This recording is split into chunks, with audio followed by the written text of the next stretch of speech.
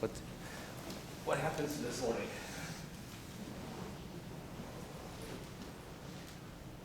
Okay, John, I'm going to do the regular intro shtick.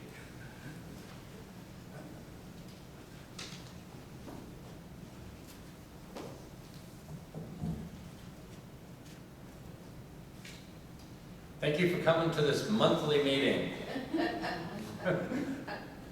of Gameaholics Anonymous. Please, everyone, give a warm welcome to our member, Matt Wagner. Hi, everyone. My name is Nye, and I am a gameaholic. Thank you. So everyone say it all together. Thank you. So, I was 2 years sober from that stuff, but then recently something changed in my life that totally disrupted everything. Pokemon Go. When that game came out, I found myself off the couch, out the front door, walking miles on end aimlessly. Not aimlessly, actually, with purpose. In Phoenix, Arizona, in the middle of July, where it was 120 degrees. And now other people venturing outdoors of the air conditioners in hundreds. And it was quite a phenomenon. So anyone here not heard of Pokemon Go? Okay, anyone here actually play? Anybody play Pokemon Go? Oh, awesome, cool, fellow. So, Valor? Yes. Oh, cool. Mystic? Okay, let's see here. I'm totally guessing, so so far 2 for 2 is good. You should stop. Huh? You should stop. I should stop. Okay. Yeah.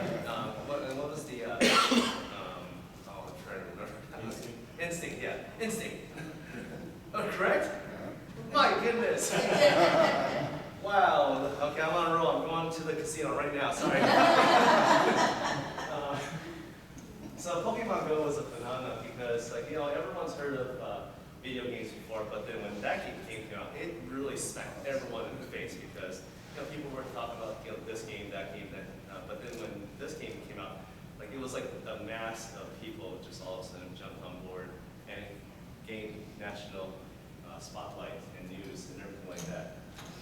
So that's Pokemon Go. In July 6, 2016. That's an example of the screen that would happen. So anybody not understand Pokemon Go and what it's all about? Anybody want me to explain?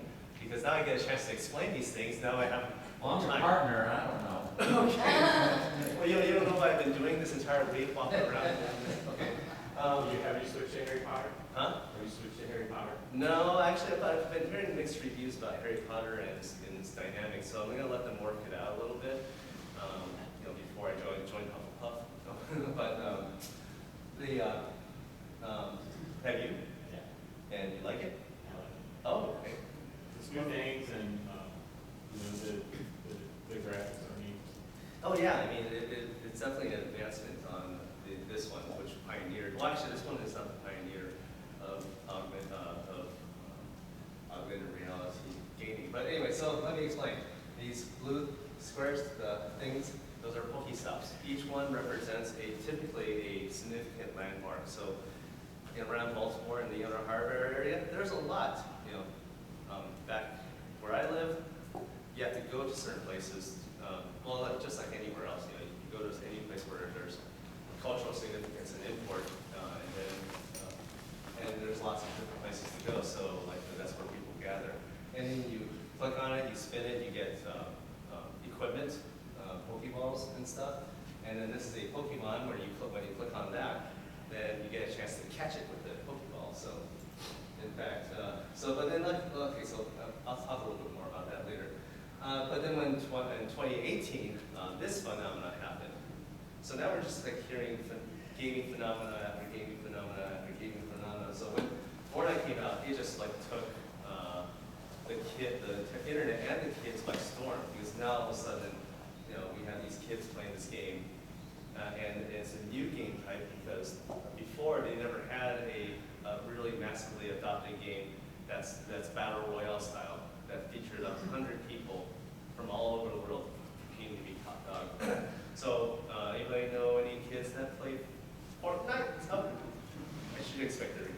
Sorry, it's a fourth question. I should stop asking those.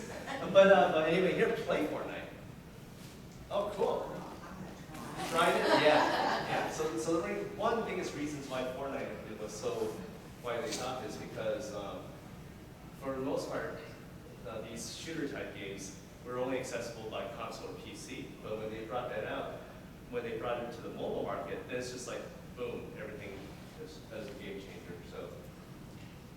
So I want to see if anyone else is a gamer addict here. So anybody else an addict? Let's see here.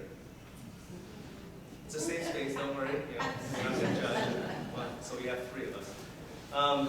So before I get into the agenda, I just want to know, thank you so much for coming this morning for this early deep dive. Honestly, I wasn't expecting so many people. Because that's one of the things is like, last day of conference, a lot of people have departed, and who wants to get up at 8 o'clock in the morning to hear so many talk? But I do appreciate that you guys are here. So who here has been to any of my sessions this week? Raise your hands. Wow, you guys are gung-ho. Thank you very much for coming. Anybody here been to my sessions from past years? Raise your hand. Okay. All right, good. So for those of you who went to the Gamer one from Thursday, this is basically going to be basically we're going to be going over the same materials, and I think I mentioned that during the session. But we're going to get a chance to go through some of the things that I talked about. I'm going to be able to get a chance to elaborate and show you more things. That's why we call it a deep dive, I guess. So this is the same exact agenda. We're going to first understand the gamer. We're going to have a brief history of video games to kind of get you to understand like how the evolution of this happened recently. We're going to talk a little bit about video game addiction and how that has been, a troubling point for a lot of kids, teens, and adults. And in fact, last year, WHO, not the doctor, the World Health Organization actually officially listed it as a disorder. How it affects us as educators and how we need to adapt to it. Give you a understanding of the culture of gamers. Just like any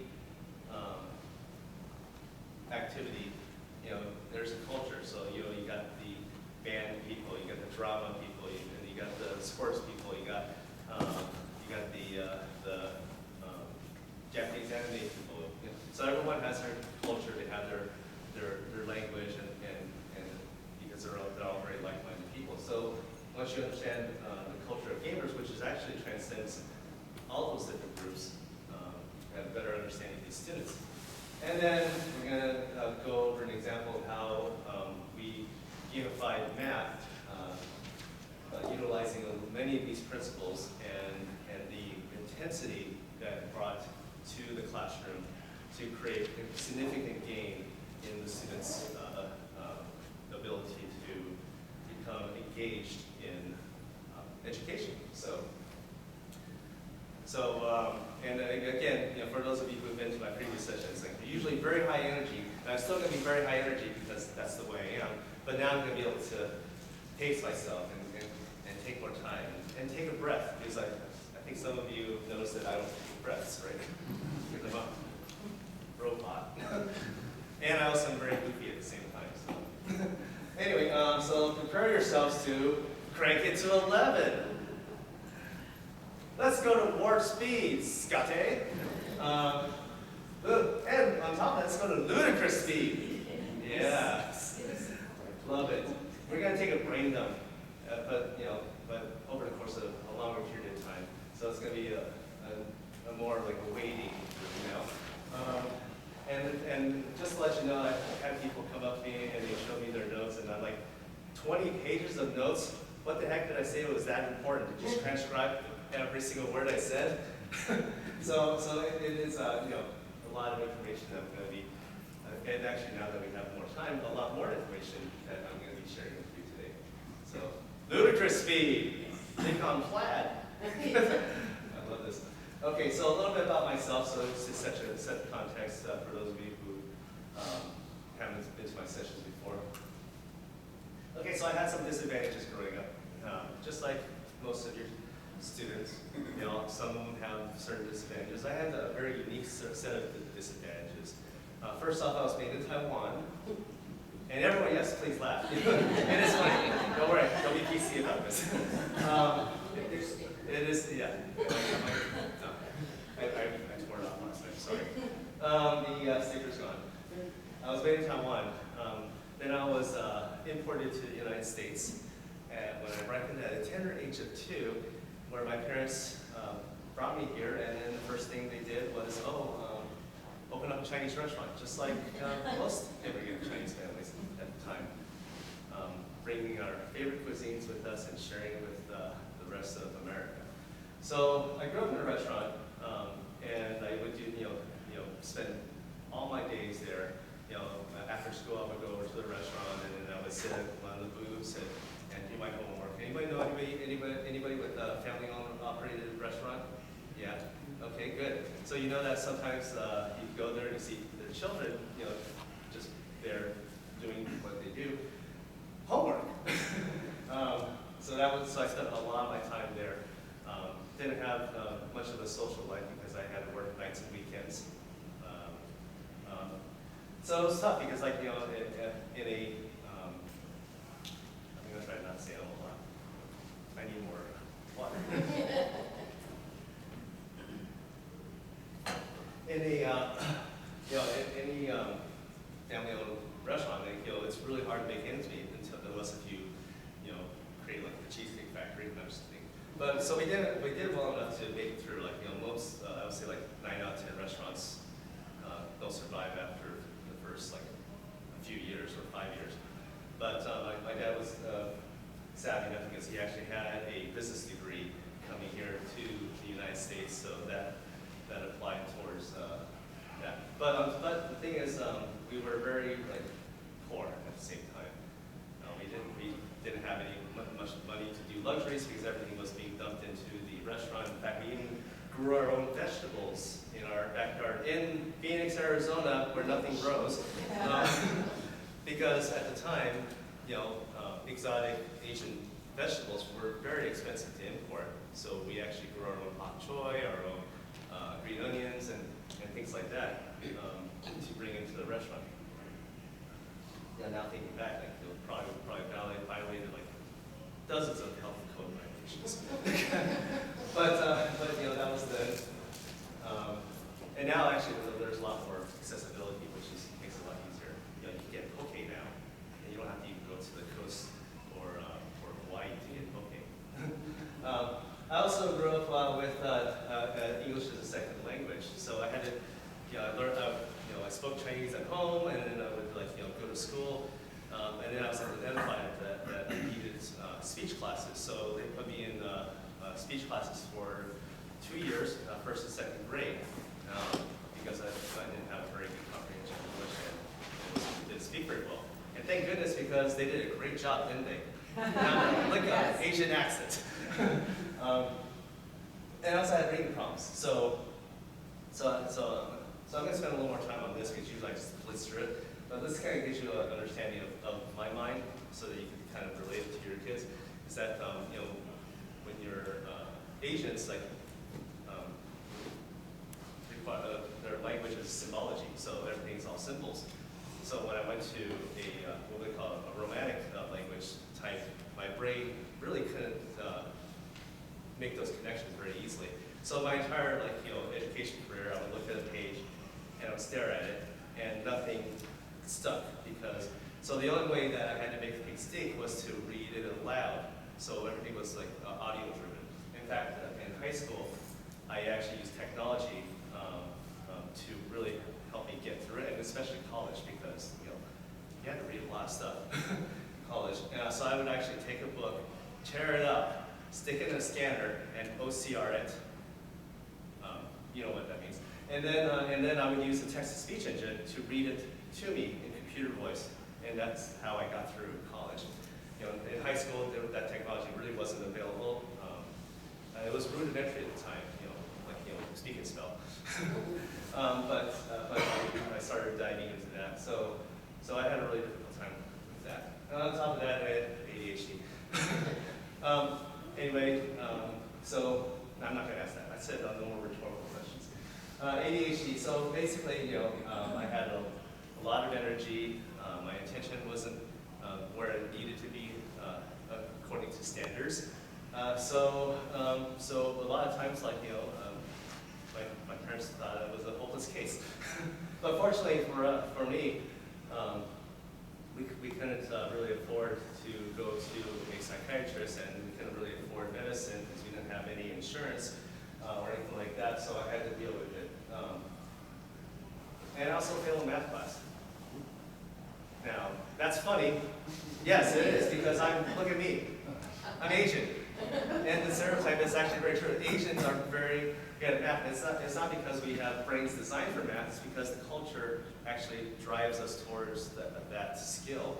And my parents really hammered that skill into me hard, but it wasn't because I wasn't good at math, it was because in the classroom, the teacher was going so slow for me that I often disengaged, fell asleep. I even had this chalk thrown at me because I would be falling asleep in class.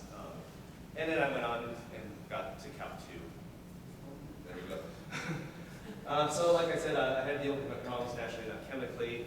So I had to actually work with this ADHD attention problem and figure out a way to live in society and become a productive member of it. So I turned it into my superpower. So, this ability that I've developed let me be able to do things that my peers couldn't do. I feel like I have heightened senses, so I would look out into the world and I would notice things in a far clearer, vivid way than my peers. I'd be like, yeah, there's this, and this, and this. Like, how'd you notice that? Like, well, just because. So my brain was acclimated to the sense that, like, if I'm not going to be able to focus on one thing, might as well focus on everything. So then we work on it. So I call it multi-point perception. A lot of computers are able to identify things. So, the best analogy that I can make is you're in a military helicopter and this reticle is just bouncing everywhere because it's identifying targets. Kind of like, but I'm not going to shoot you. So which was perfect for video games, because video games is all about stimuli. You have a control of an event, and you have things doing around you. So one of my favorite things to play back in the day was these airplane shooting games. So you flew a plane, you were shooting at enemies, and they were firing at you, and a lot of times they were firing at you in 15 different directions. So you have to maneuver this plane to avoid being hit. And these things are flying at you, and I'm like, no problem. And if you're watching, you're like, how the heck did you just pull that off? I'm like, I don't know. It just happens. So then I taught myself programming because I'm like, hey, I love video games and playing games. Like, maybe I'll become a programmer and make my own games, just like every single kid wanted to do. Actually, no, not at the time. I was very different. Then I gamified the first subject because I went into culinary arts education. And created a computerized version of it, but my entire thing was like, hey, how can I make it more interactive and fun that caters to my needs? So that kind of put me into the education system, and I've been there ever since. So we are in a world of instant gratification. Okay, we're going to stick this in here, and then I'm going to pour in the milk. I hope this works because I didn't bring a change of pants. Look, I Googled it. It's a big kitchen. That's it. No cake for you. Anyone else want to join the no cake club? Just kidding, boys and girls. Everyone gets a cake.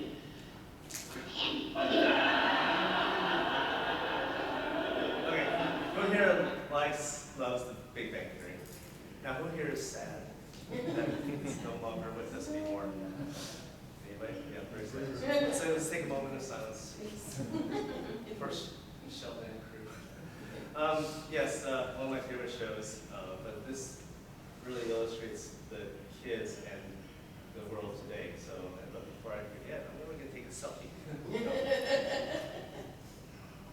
All right, so let's start with this side of the room. Wave your hands in the air like you care. There we go. And over here on this side of the room, wave your hands like you're crazy. All right, there we go. Because you guys are for being here. So with the this world that they never know a world without having information at their fingertips. It's like they're curious about something, Google it.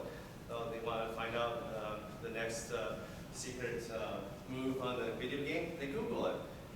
They want to figure out when George Washington sailed over the channel. No, they're not going to Google that. So the thing is, like, they don't understand that back in our days, we actually had to work for our own information. We would either ask an adult, and the adult would rattle off something that they would know, and oftentimes that's actually wrong because they were taught something wrong too, and that just kind of perpetuated itself.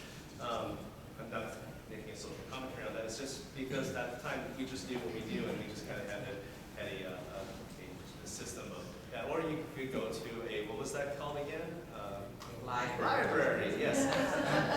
And then if you're looking for a book, you had to go to this thing called a card catalog, yes. And then you had to pull this out and utilizing what's kind of system? Dewey Decimal System. You pulled out that card, you go, okay, here it is, it's in blah, blah, blah, blah. You walk over to that section, you look for the book, you go, hey, it's not there, it got misfiled, and now the book will never be found.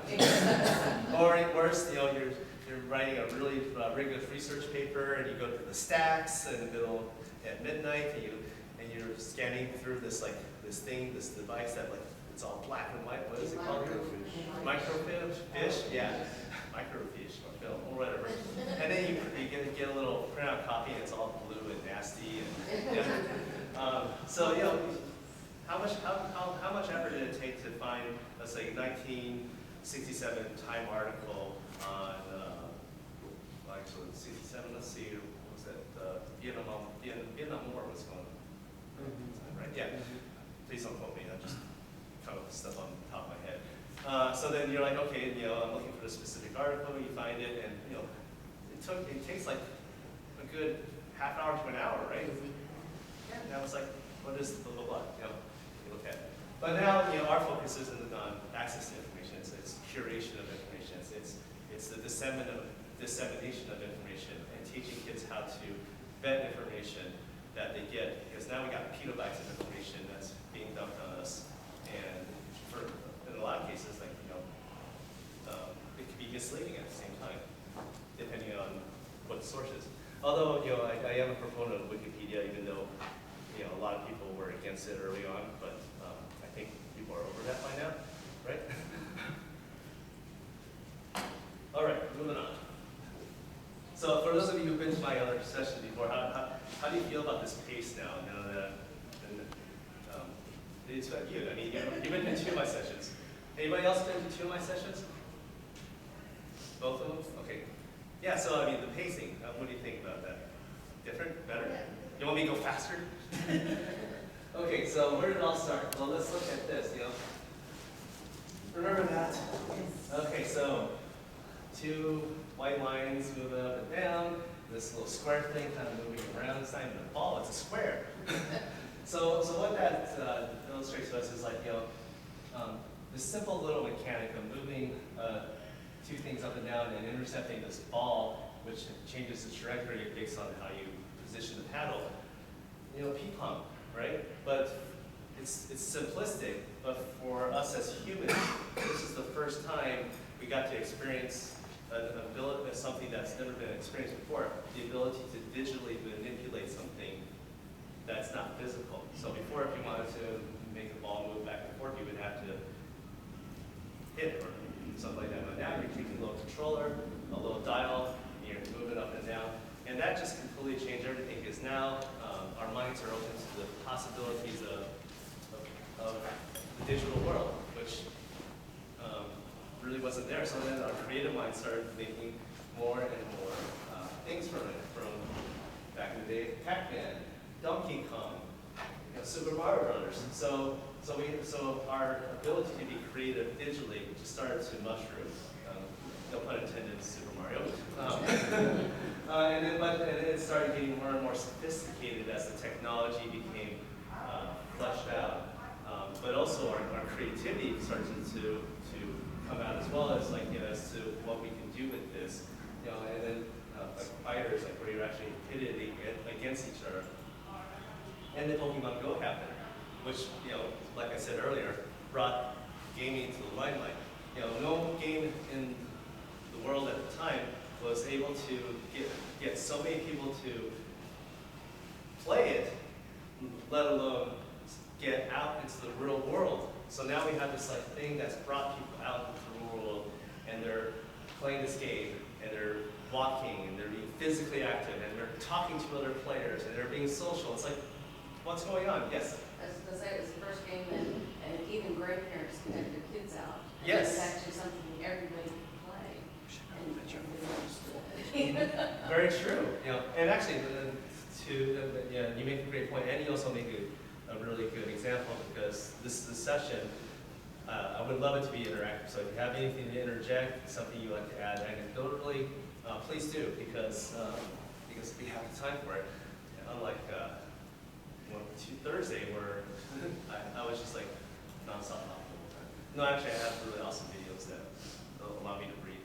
So Pokemon, like I said, you have to fight other Pokemon. Now you have the ability to fight other trainers in Pokemon, so you can actually have interaction. But at the time, all you can do is just go to the gym, not the physical gym, sorry. But when they say, hey, I'm going to the gym, okay, so they go to a Pokestop that has a special arena where then you can battle Pokemon that other trainers have put in there and try to take over that gym. But anybody heard Ingress before? Okay, a few of you. I don't have a picture of it because usually I don't have time to show that. I could actually pull up, but that was the pioneer of augmented reality location-based gaming. And it was a very niche game, so only a few crazy people, which was actually in the hundreds of thousands around the world, but not compared to 45 million people of Pokemon. Would play this game where basically you would go to these, not Pokespots, what we call them those, and then you would have armaments such as bombs and stuff to knock out sensors so that you can take it over. So so Pokemon Go was so popular that this guy tweeted a picture of him catching a Pidgey while his wife was in labor. And there he is, just oh my gosh, I can't believe you're doing this. For a Pidgey? Huh? For a Pidgey? For a Pidgey. Well, yeah, because Pidgeys were very predominant at the time. Remember when it first came out, it was like a Pidgey store. Everything was Pidgey. If you remember way back in 2016. So I don't know if they're together today, but and here I am at the Inner Harbor on a Lime scooter, going to Pokestops and having a grand old time because I don't have to walk anymore. Actually, 2 years ago when I was here, I think I walked a total of 20 some odd miles or so around in Baltimore. I would be walking from here to Fells Point, you know how far Fells Point is, and then I'd be walking from there back and then up to Lexington, and I didn't get bugged. Bad joke. It's actually pretty safe. And I got to see parts of Baltimore that I would have never saw because I was looking for Pokestops. What was that? Oh, radio. I thought there was something crazy going on. Yes. No, so what you made me think of is a few years, probably about 10 years before this, geocaching. Yeah. So that's a. Well, almost like a when you say non- popular, it was. It was a thing that my kids didn't get into, but my nieces did. Yeah. So people would go geocaching all over. Yeah, geocaching, very popular for the 100,000 people around the world who actually did it.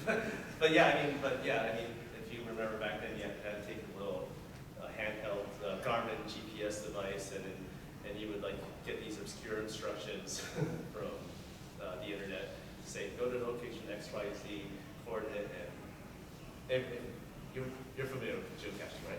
Okay, good. It's been that long. Yes. So I'm from Cleveland, and one of the big places where there's a lot of Pokestops is often cemeteries. So there's monuments and things like that. So my daughter and I drive to the biggest cemetery in Cleveland. We drive, President Harris was buried there. Well, doesn't matter. And so I'm driving along, and she's like spinning both phones, and I'm just kind of mostly watching and driving slow. And I look over, and I said, "Hang on," because when you click on the Pokestop to get more equipment, it shows you like the location of the landmark, like what is really there. And I said, "Hang on," I said, "Which of these gravestones is Ray Chapman?" And if you don't know, if you're not a baseball fan, Ray Chapman is the only player that ever got killed playing baseball. He was a Cleveland Indian, got hit in the head by a pitch, and he died, like 1920s-ish. And he's buried in the cemetery. I would have never, accidentally stumbled across his grave if I hadn't been there, catching Pokemon and looking over at my daughter while she's, spinning these Pokestops. So I have definitely, and last week I was with someone, I forget where we were or what we were doing, but we were like, we were looking for a certain landmark, and I said, "Hang on, I bet I can find it this way," and I was looking at all the Pokestops, and I'm like, "It's that one." Yeah, I mean, it is quite remarkable the implications that it has, that this game can do. Here, this is actually me last night at Fells Point, so, while everyone was drinking and dancing, I was playing Pokemon. And I was having a great time because I caught a rare Pokemon at one of the bars. I'm like, yes, this is so exciting, I'm having fun. It was a good time. And then, it really created a crazy storm. Something like this.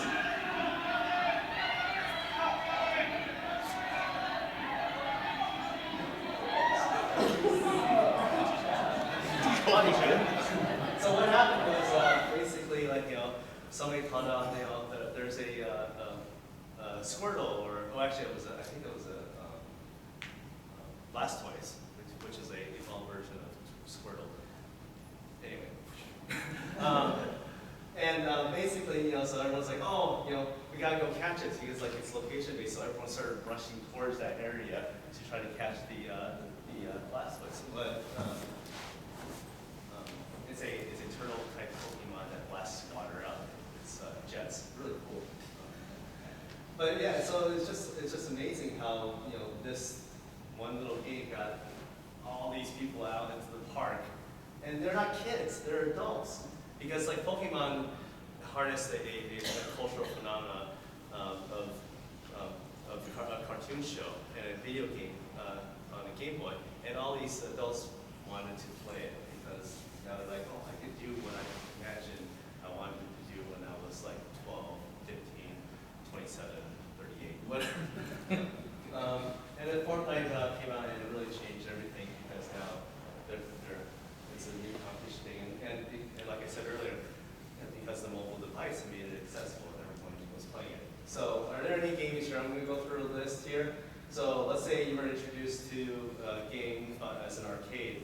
Raise your hand. Okay, cool. Now, arcade games, let's take a look at this. You had to physically locate yourself to a pizza parlor or a smoky bar, and then you actually put a quarter in, and you would play for 5 minutes, and then you put another quarter in, and so on and so forth. So you actually had to do something to get to the arcade and play it. And I remember I was spending a lot of time at my local pizza place, pizza, and I would be sick. My dad would give me 4 quarters, and he said, "That's all I'm going to give you, so make the best of it." So I would play a game, and I would try to be the best at it. And so I got so good at one of the games that I put a quarter in, and I could play for 10, 15 minutes, which is well beyond the scope of the designer. They didn't want you to be popping in quarters like crazy. So I got really skilled at it because I wanted to maximize the money that was given to me. So 4 quarters is a lot back then. It represented 4 plays.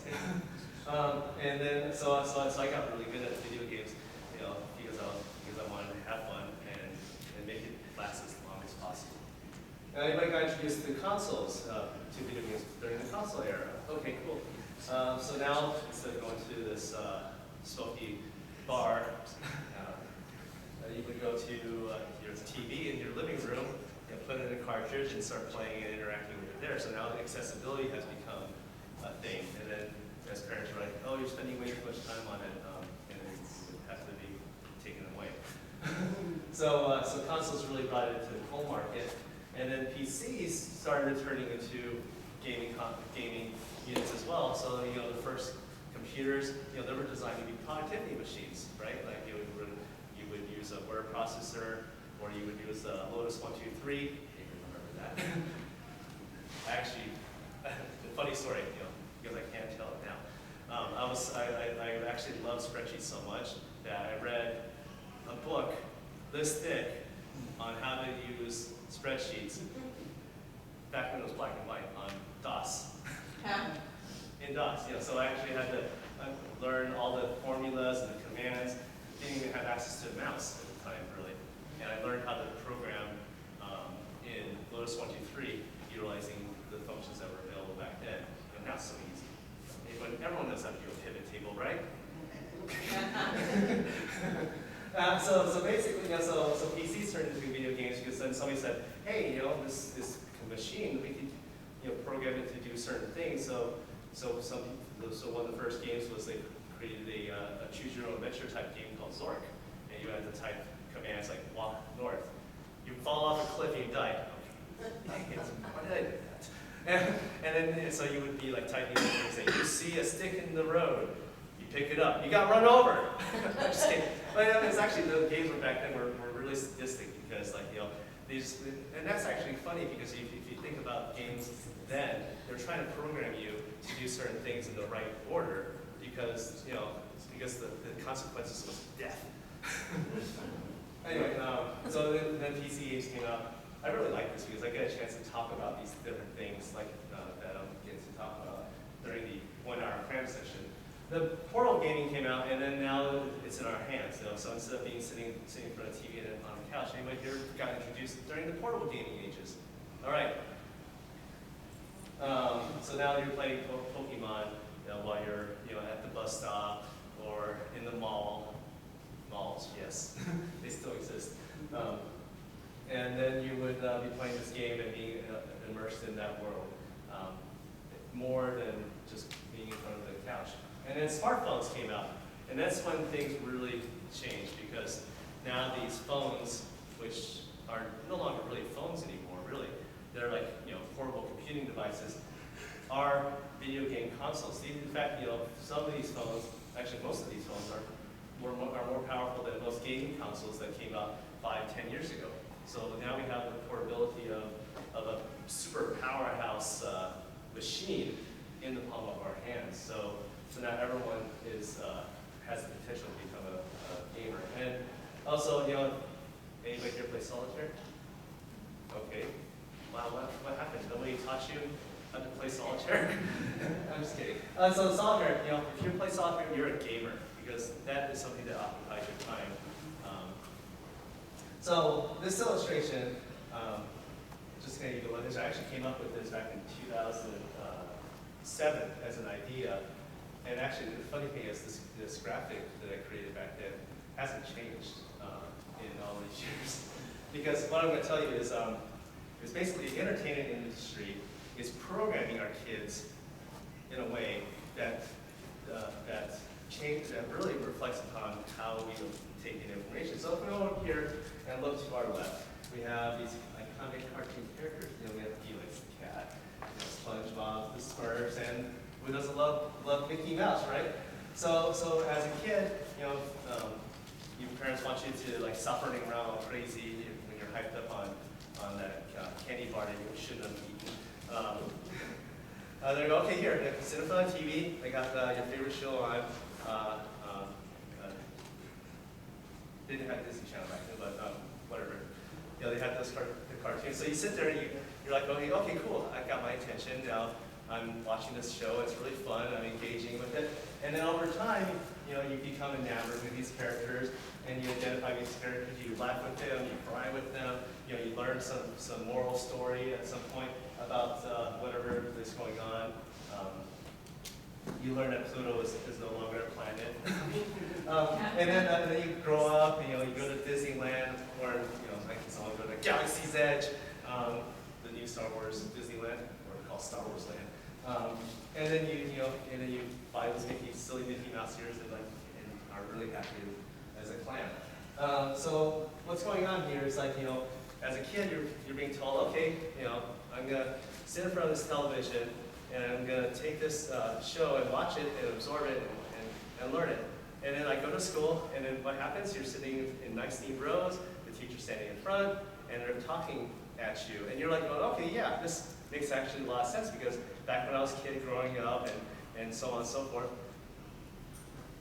I'm sitting here taking on the information that's being given.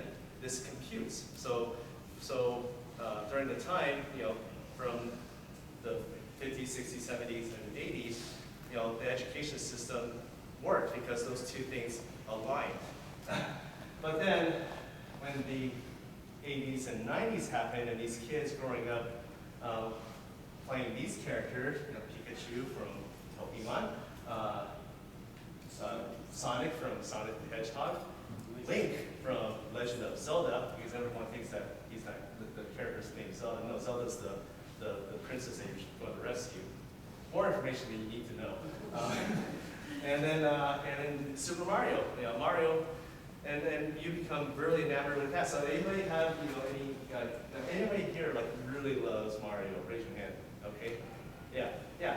And actually, you know, it's a funny story. When at the Canada was an award show, one of the creators of Mario came out in the Mario outfit, and everyone cheered. And in fact, there are some reports that Mario is known more than Mickey Mouse worldwide. Some people recognize Mario more than Mickey, which kind of sounds crazy to us, because like everything is Mickey here.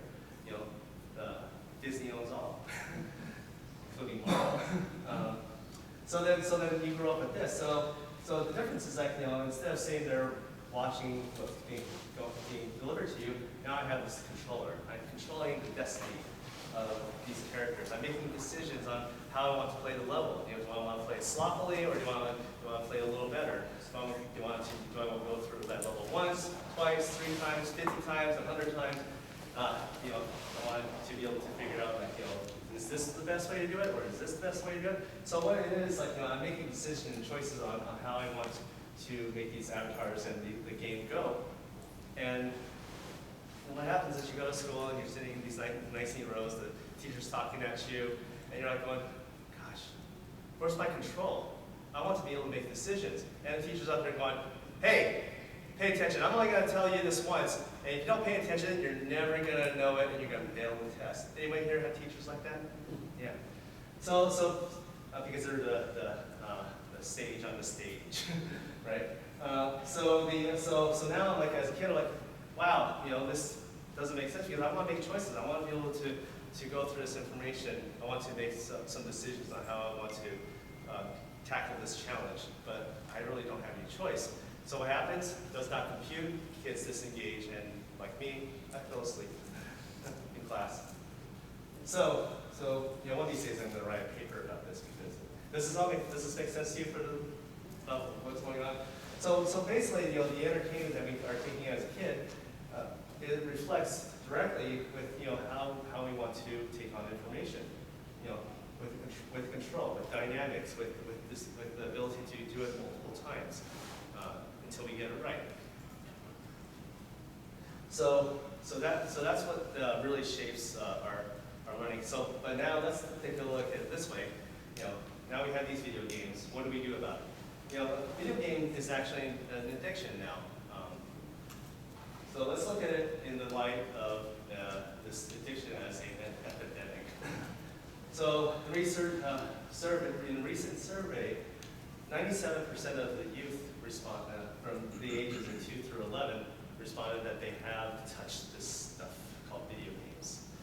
Ooh, I mean, talk about gateway drug. That represents about 64 million kids in the United States. That's a lot of drug use right there. They also found that, like, the ages of 2 through 5 are the fastest growing segment. Wow, they're getting them that young. Now that's changing. Why? Anybody know the answer? Because I'm not going to spout it now. So I just want to hear, what do you think? Why is the ages 2 through 5 becoming such a? They get their parents' phones, right? It's easy to entertain the child. Yes. Okay. Keeps Easy to entertain a child, phones and iPads. So yeah, so the game changer was, thank you Steve Jobs, the iPhone. Because of capacitive touch technology, before you actually had to use a stylus, Trios, you didn't have to understand and use any kind of manual dexterity. Before, you had to understand that you move the controller, you hit buttons to do stuff. The console, same thing, a gamepad.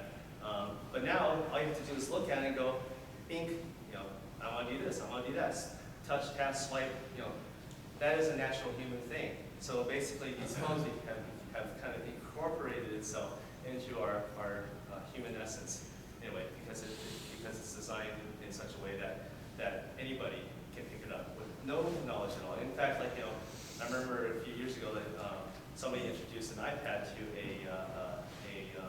an indigenous village somewhere in Africa, and they picked up these devices. They looked at it like, oh, and they started using it without any training or any knowledge about how to manipulate these technologies. So. Well, you use an iPad to teach potty training now, so this. Oh yeah. Wow. So I didn't know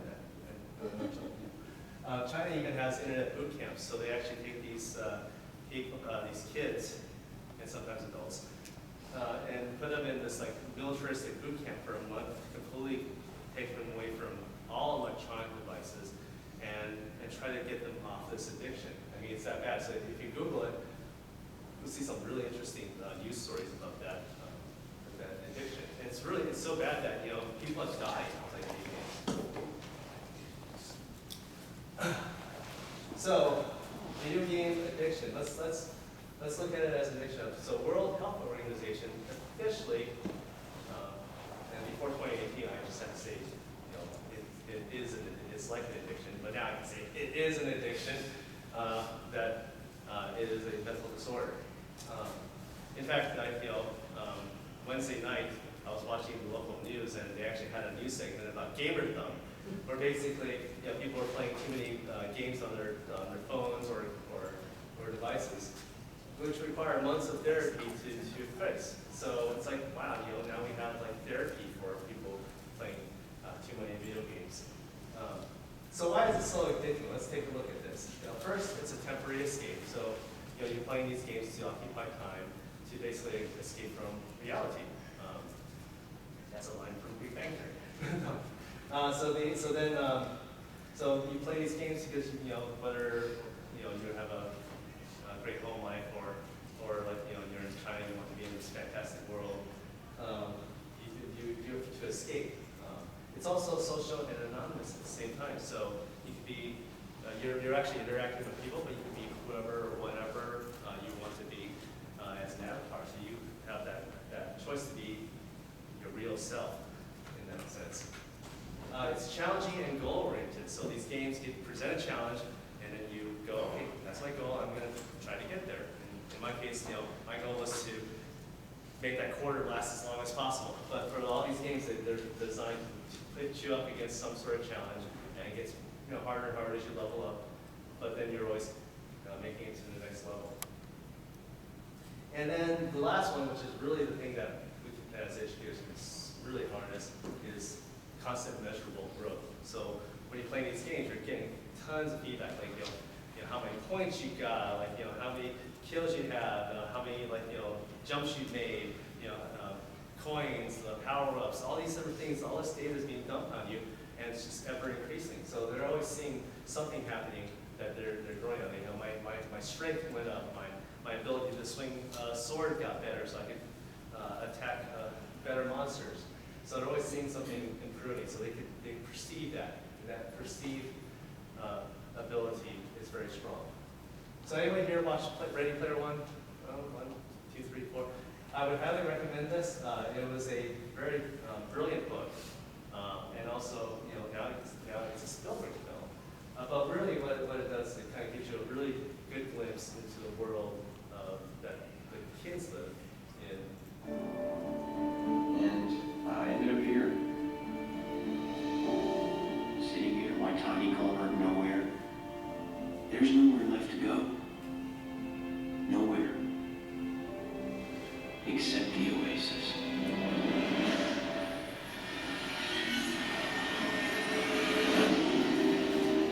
A whole virtual universe.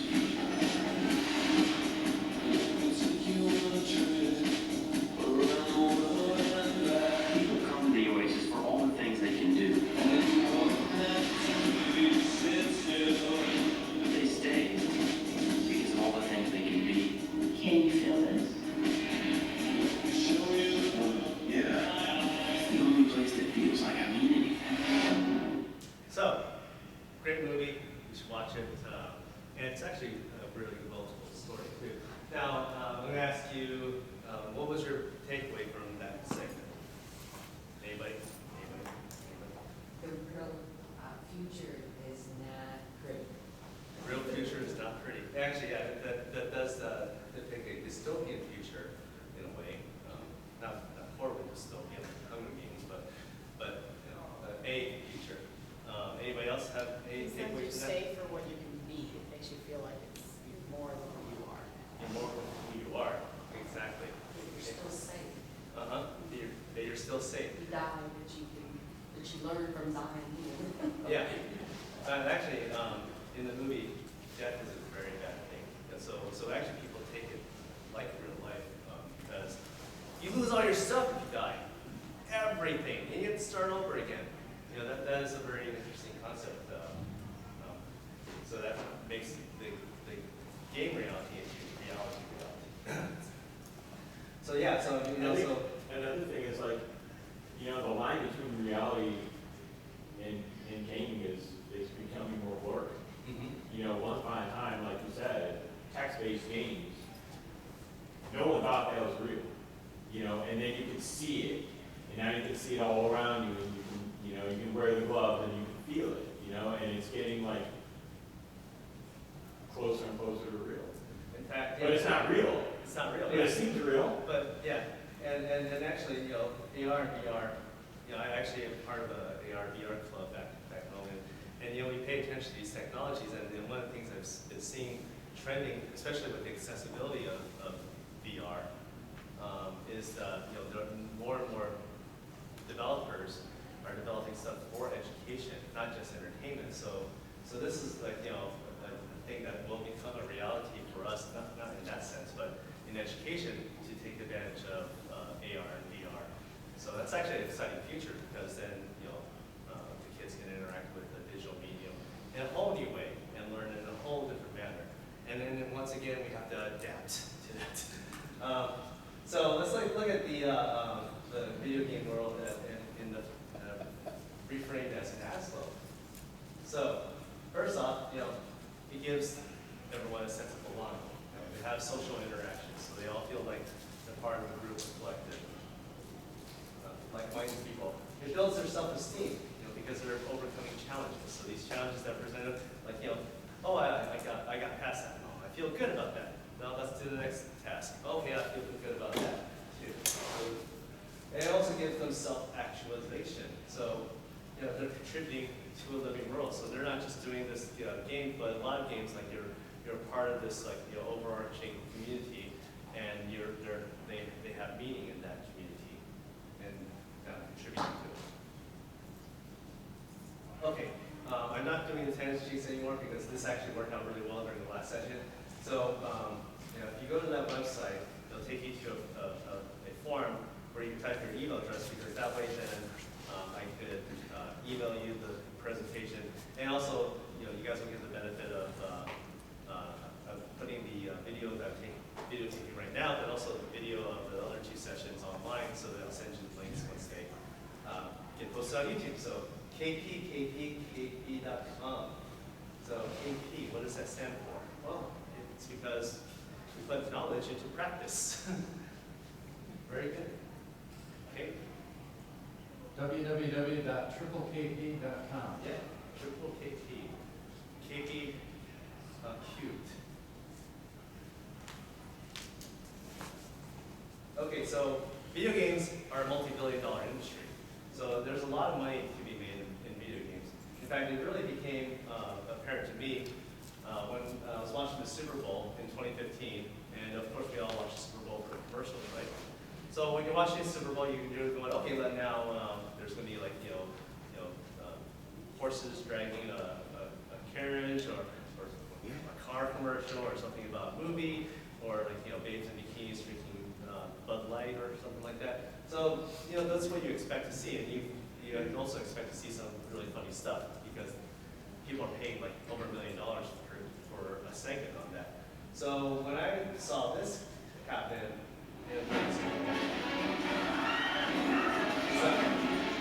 oh my gosh, that's a video game. Why is a video game on a commercial on Super Bowl? Video games don't make that much money. And they even have this. I don't know you, This big actor. buffet boy 85. But if you think you can humiliate me and take my gold, think again. I'm coming for you with lots of barbarians and dragons. It's fairly recognizable. I can't wait to destroy your village. Let you beg for mercy, but you will get no mercy. I will have my revenge. Lion? Have scum from lion? It's, Liam. You'll regret the day you crossed angry beast.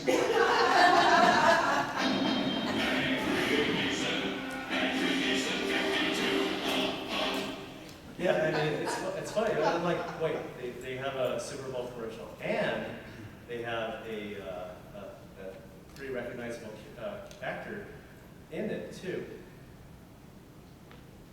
Sorry, I have to change the audio switch because the audio switched on me.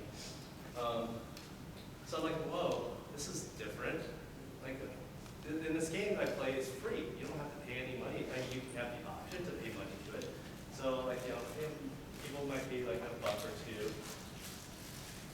So how can they afford a Super Bowl commercial? Well, this game called Clash of Clans, which has been around for a long time. Yeah, it earns like $5.5 million. So yeah, okay, yeah, they can afford a Super Bowl commercial because they're a $1 billion company or so, right? Oh, well, that's actually a day. That's a day.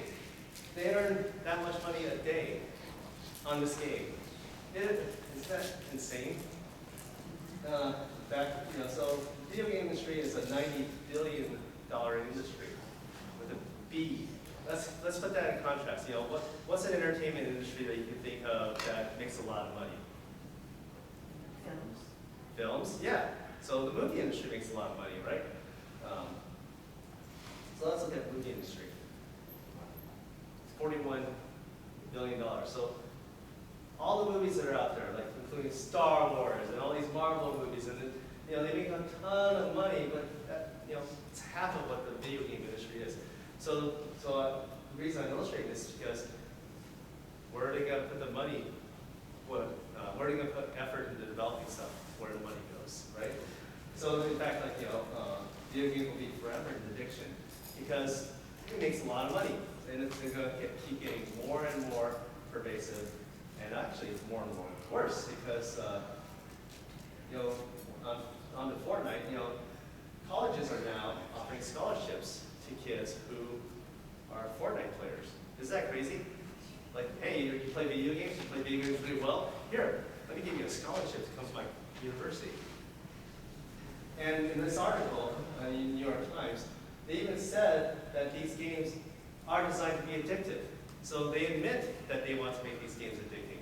So imagine a drug manufacturer comes out and says, hey, we made these drugs, and we want it to be addicting. Oxycontin. but they don't do that because they don't want people to know that these drugs are addicting. But video game industries are like, yeah, it's addicting. It's fun. And you won't die because of it. Well, you might. So, anybody here heard of esports? Anybody? Okay. Anybody tune on television one day, you're watching people playing video games on TV? Yeah. I'm like, it's on regular broadcast television now. So you tune in, you're like, oh wow, you know, instead of watching a tennis match or a soccer game, football, you see like these people in these like arenas in front of these computers, and they're all playing with each other, against each other, and then there's actual competition. So, you know, video games are beginning to take over the world. So these like, they're turning these like old like physical locations into gaming arenas. In fact, at the Paris Olympics in 2024, they're actually talking about the potential of bringing esports as an Olympic game. So it's not about physical prowess anymore or mastery. It's about how you can master the games and a mental exercise as well. So imagine chess being at the Olympics. But it's about the same thing, you know, it's about these people who express their prowess, but in a digital manner. So watch this. This is a clip from a game that I play called Overwatch. And they have these players all over the world. And it's actually not free to play game. You actually have to pay $50 to play, to download it and play this game. Atlanta fans make it rain at their PG homestand, and the This is stage Atlanta. playoffs field is set. This is your Overwatch League Minute. 8 teams converged on Atlanta over the weekend for the league's second homestand events. The hometown Reign won both their matches, delighting the crowd and breathing new life into their season playoffs prospects. Back in Los Angeles, 8 teams stage 3 playoffs field is officially set. On Thursday, action gets started when Dante and the Outlaws take on Twilight They showcase and the these Titans kids at as 6 like p.m. superstar That athletes. match will be followed by a Look at clash that. between Okay. Titans and the Dragons. I'm gonna take it down. Friday, Marvel Oh, Dynasty now. They're a real the tough Shock at group. 6 p.m. Pacific. I don't want to be After able to that get match, that. Cleveland and Valiant take on Nashville and Spark. Yeah. Semifinals and finals will take place on Saturday You know, and kids in Sunday. classes that are all playing games. This is They your are Overwatch. celebrities. What are they playing in Overwatch League? What were they? What Oh, games? Overwatch? Yeah, Overwatch is a game. Yeah, Overwatch is the game, and actually I'll be showing you what it is in a second here. But yeah, it's a game where basically you have a team in this case, you have a team of 6 players against 6 other players. Each character has a very unique ability, and you have 30, I can't remember the countdown, 30 characters, just say 30 characters to choose from. There's three classes. There's what we call the tank, which is basically heavily armored, moves very slow, and has like big guns. Then we have the regular warrior type, which then basically, you know, they have like, you know, and they all have differing abilities, but and then we have the healer type, basically a support group. So all they do is like heal and enhance other players. So you have the 3 classes. So let's see, and Ninja. Anybody here heard of Ninja? Not the Japanese assassin, but Ninja is a Twitch streamer. So Twitch, for those of you who don't know, is a streaming service that is basically like YouTube Live. So basically, but it's devoted only to gaming. So basically, these players hook up their computers to the internet, and then they broadcast the game that they're playing so that others can see, and people tune in to watch it. And in real time too. So it's not like I'm watching him play after he's done. It's like I'm watching him as he's doing it. He's the most popular streamer on the internet. So if you actually say, hey, you know, what do you think about Ninja to your kids? Their eyes are going to light up like crazy, because then you're like, what? How'd you know about Ninja? Okay, so this Ninja guy has 4 million subs. A sub basically is shorthand for subscriber. So like, you know, say, when they are on the Twitch stream, let's say, hey, please sub, please sub my channel. You know, they're not trying to substitute or subtitle. They want people to subscribe. So he makes like, you know, $700,000 for his subscribers. And once again, another staggering fact: a month, this guy makes over $500,000 $500,000 playing video games a month from his subscribers. Yeah. And his subscribers don't pay, it's the sponsors that pay. Like so the advertisers pay that money. And that doesn't even include endorsements. So with his endorsements now, he could say, hey, I use this mouse. This mouse is the most amazing mouse in the world because I totally crushed all of you. Ha ha ha, you want my mouse too. So like kind of like Nike, you want to wear those shoes. That equated to $10 million in revenue in 2018 for Ninja. This guy right here, who is actually featured on Forbes, CNBC, all these different news outlets, because this guy plays video games. So people like him are what the kids are looking up to, what they want to aspire to become. He is now a role model for these kids. So it's not about like Michael Jordan being the best basketball player, or Usain Bolt being the best runner. It's about, hey, I want to be like Ninja. I want to play video games like Ninja. I want to make $10 million like Ninja, right? So, in fact, it makes me feel like this. Whoa. The Keanu Reeves, Keanu Reeves has really come back with his John Wick movies. Awesome movies. You gotta watch the first one. So what I'm here to do is to create empathy. To be honest with you, this is so new that there is no direct solution. So you guys are all pioneers, and we're all kind of treading water together to come up with ways to reach these kids. So I'm here to kind of provide empathy, to kind of give you a glimpse into what's going on in my mind so that you can make these connections with your kids in the classroom. So, the more you know about these kids, like your elementary school kids who are trying to learn these basic concepts, and they go home and they play Fortnite for 5 hours, or these, middle grades, high school kids, they're going home and shooting each other in Call of Duty, and then even like the young adults in college. The more you know, better you'll be. But I like this. And knowing is half the battle. Yo, Joe.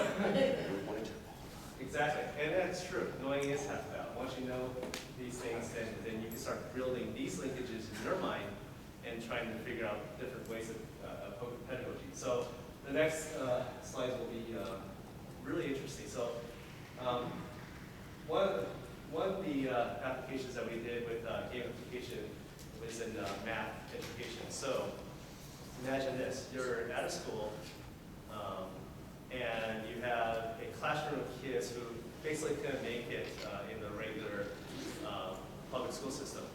And all the kids have certain levels of dysfunction, and they don't like math at all. So we went to this class of 4th graders, and we basically wanted to see if we could get these kids to do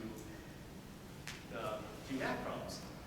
One of the basic questions that you ask a 4th grader is like, what is 5 plus 4? And the answer is 9. Why didn't you say it instantly? Well, I don't know. I count on my fingers. So these kids, have a handicap of counting on their fingers and dependent on that. So what we were trying to do is like, okay, well, our theory was like, if we gamify a subject, and the only way to get good at something is to practice, right? So what we did was we took these kids and put them through this game. So this is one of the kids. And basically, what he's going to be doing right now is he's going to be playing this game. So he has a minute to answer as many questions as he can. And we do this as a 15-minute exercise. So they just do it like short spurts. Here he goes. So green squares means getting it correct. It's like, okay, cool, more green, good. And then you notice that the X is moving on both sides of the equation, so it's not a single format. So his brain is being challenged to think dynamically about where the position is, how it's affecting the math problem, addition, subtraction. So this is after 2 months, just 2 months, 2 short months of doing this exercise. But he's at a higher level now. So we actually have 1,000 standards spread that they go through in 127 levels of badges that they earn.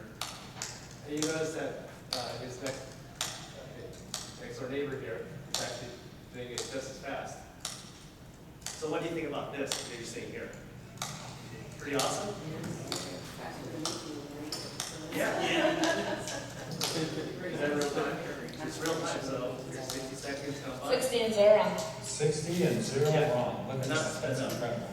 Fantastic. So let me show you a little bit of growth. So here he is about a couple months later. And I'm going to do it this way. You'll have fun with that? Yes, yeah. All right, let's get see that again. So now he goes and see a higher level, have slightly more difficult questions. You see we have inclusion of words that come in there. And I'm just going to pause on one. 19 minus 4 equals 10 plus x. So the answer is 5. Yes. So normally, if a kid were to be doing this on paper and pencil, they would get bored within about 30 seconds, right? You got to engage for a whole minute going through answering these problems. In this case, 56. Because well, normally I would cut this video short because I'm like, in the interest of time, but we can actually watch it play out.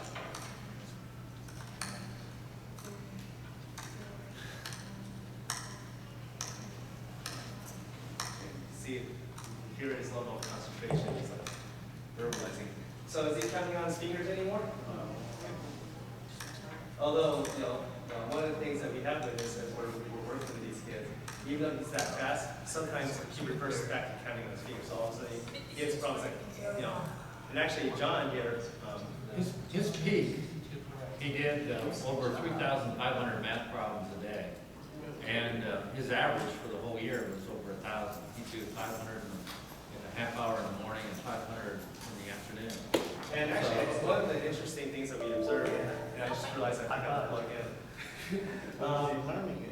One of the things that Well, if you think of what happens when you do that much practice, you are almost literally reprogramming all your neurons from your right from your cornea all the way on out through your fingertips.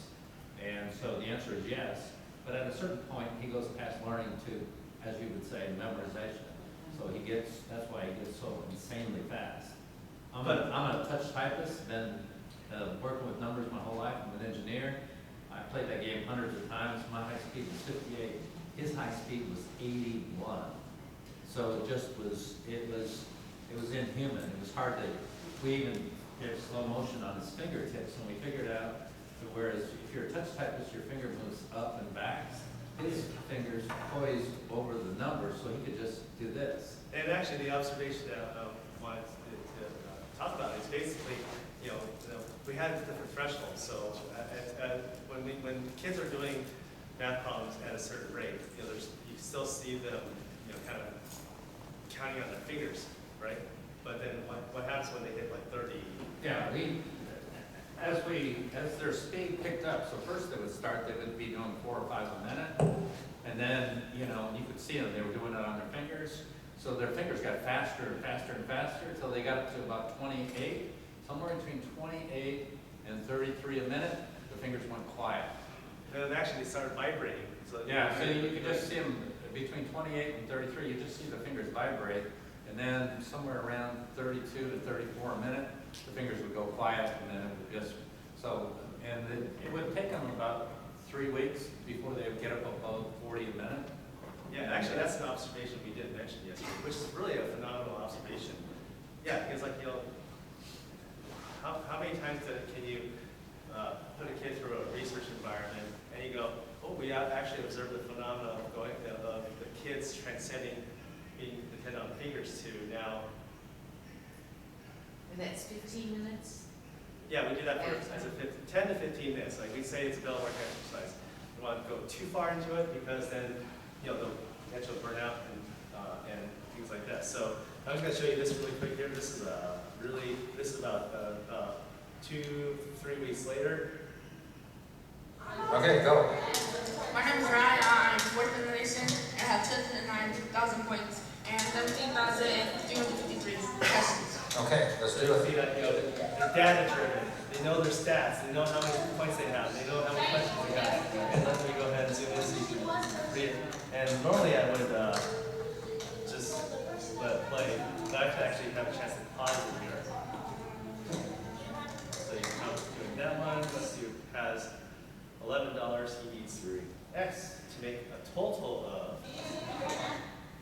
Now he needs 15 screws. Yes, he needs 15 screws. He has 5. He needs something more.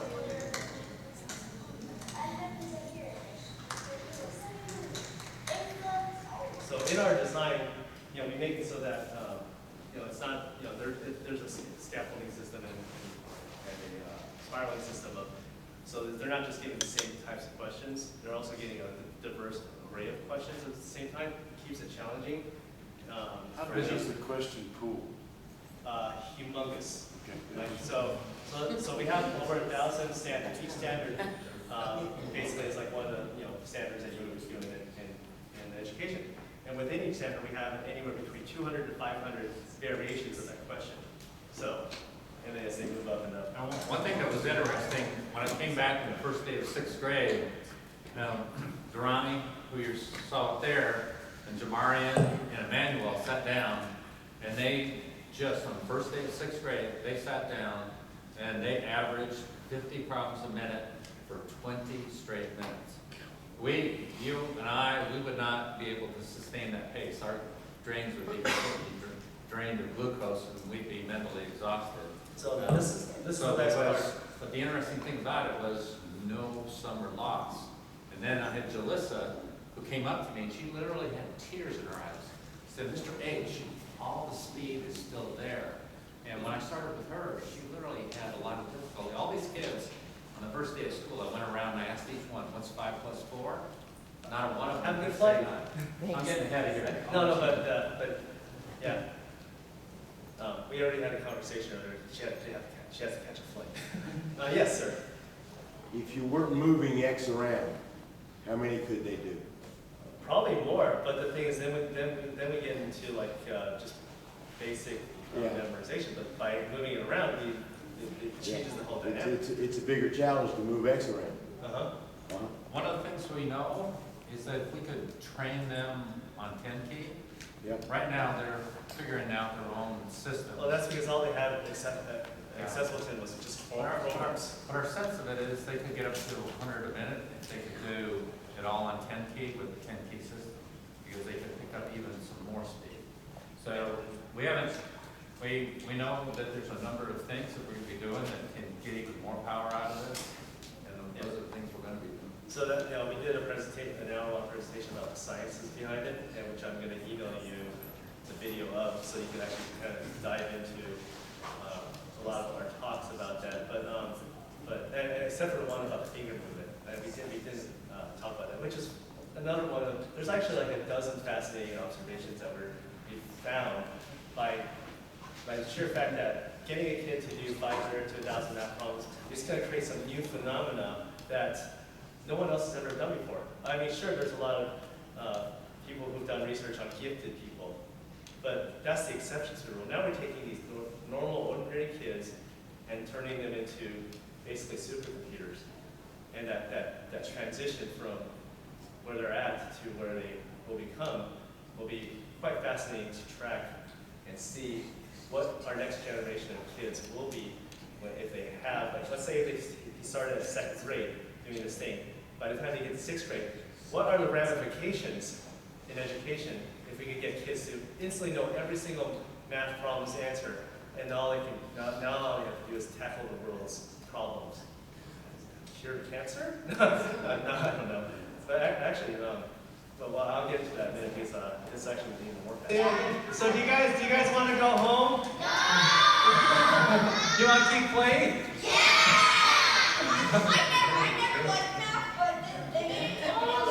Yeah. They make mad. So yeah, I mean, but you see, like when they were playing that game, did that look like a video game? Did that look like Fortnite to you? Did that look like Mario? Did that look like Super Smash Brothers? Did that look like anything that resembled a video game? No. But gamification and understanding the psychology behind it, if you do it right, it's a video game. It's just math, but it's a video game to them.